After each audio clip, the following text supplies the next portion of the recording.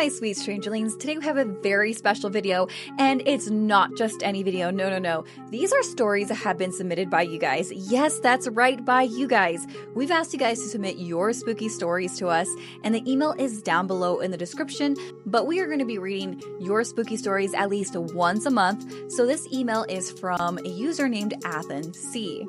And it kind of gets us to wonder, at what great lengths will it take to leave a home? Ooh, oh my god, I can think of so many reasons. So let's get on with today's spooky story. Hello, my name is Athan. I have a story that happened to my siblings. Nathan, my twin brother, Nathalia, my big sister, and Levi, my baby brother, and I. It all started when I was 6 years old. My family and I lived in Galveston in a suburban neighborhood. And at the time, there was a park next to our house and a lake that we would go crabbing in. This place was perfect. That was until my twin brother Nathan woke up in the middle of the night screaming and crying for what I assumed was no reason. My mom ran in and asked him why he was screaming so late at night. And Nathan said there was animal heads floating around him and something was trying to rip the cover off of him. My mom assumed he woke up from a nightmare, but he swore that it was real. I didn't believe him, but I let him sleep in my bed anyway. A couple of days later, I woke up in the middle of the night to a strange blue light on the wall in front of me. When I turned around, I saw a glowing blue girl about my age floating in the air like she was laying down. There was this comforting feeling about her, but I couldn't help but be scared at the same time. I was always afraid of things I could not explain. I forced myself to go to sleep that night, even as I saw the eerie blue light on the wall. And in the morning, I told my brother Nathan about what I saw, and he believed me. That night, I slept on the top bunk of our bunk bed with him. We wouldn't go to sleep, though, because we had the cover over us the whole time. But eventually, we took the covers off. We were wrong to think we'd get sleep that night. We both woke up not long after we fell asleep to something on the top of our cover. We saw small footprints on top of the cover. So we both pulled up the cover, attempting to get a glimpse of whatever there was, but when we looked, nothing was there. When we told my mom what had happened, she said she believed all these things were happening because we had no blinds on the window in the room we slept in, and it invited wandering spirits inside. There was one more major thing that happened in that house worth noting. One night, my brother and I were awakened by my baby brother Levi screaming.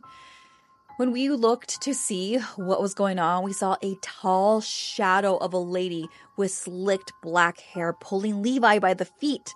He was kicking and screaming while the lower half of his body was in the air. He was dropped suddenly as my mom walked into the room, but we know what we saw. There are other things that happened in that house, like this one time Nathan was caught on camera going into the playroom, turning the TV to static and falling asleep, but the next morning he had no memory of that happening. And I too remember waking up in the playroom with no recollection of how I got there.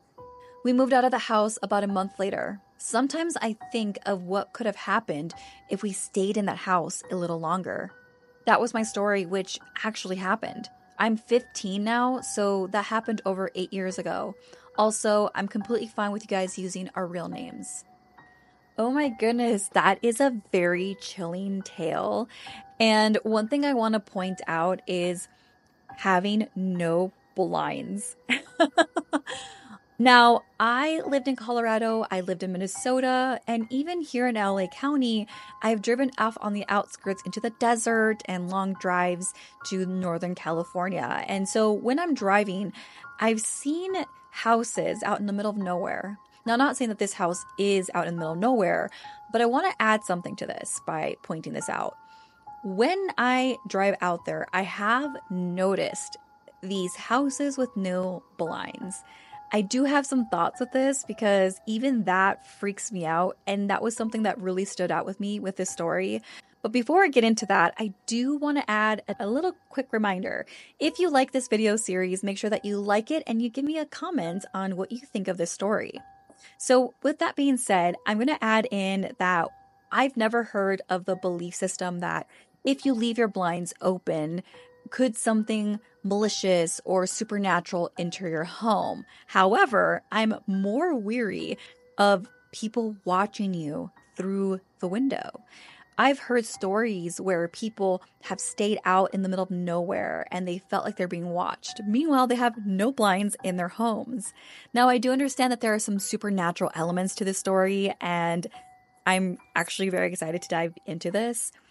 I do think, though, if the house is haunted, there's definitely going to be spirits there trying to get your attention. I do think that you and your siblings, since you guys are younger, are more susceptible. And, when I say younger, I mean children. Children are more susceptible to tapping into the paranormal. There is a huge belief system of that. And so it's interesting when you point out that you were much younger and so were your siblings. And so I do think that the spirit or whatever was there was trying to get your attention. However, it is uncomfortable to hear that one of the spirits was dragging your baby brother or trying to lift him up in the air, if I'm not mistaken. Is that what you said? That to me is more than just a spirit. To me, that is something out there that isn't human, and I'm curious to know what it could have been. It's very hard to discern what it is or what it could have been at this point, just because I know you guys only stayed there for a very short period. But either way, I do appreciate you sharing the story. But also, never, and I mean never, regardless of supernatural or just reality, is the best way I can say this. Never, ever have a house without any blinds. That's a bravery I could never comprehend. So anyway, you guys, thank you so much for tuning into the user submitted stories.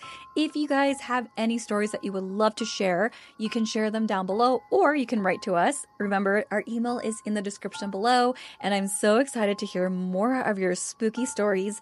And until next time, you guys, sweet dreams.